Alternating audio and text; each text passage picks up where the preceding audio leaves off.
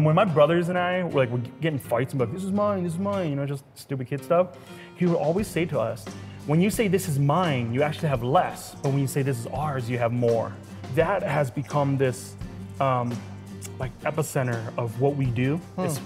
It's part of our mantra, it's part of our motto with the food we do is instead of, you know, even when you go to some restaurants, everything's plated up for you. Right. And you get there, you know, and you're eating and you kind of, it's like this is mine. Yeah. And then if somebody want to taste, you cut them a little piece.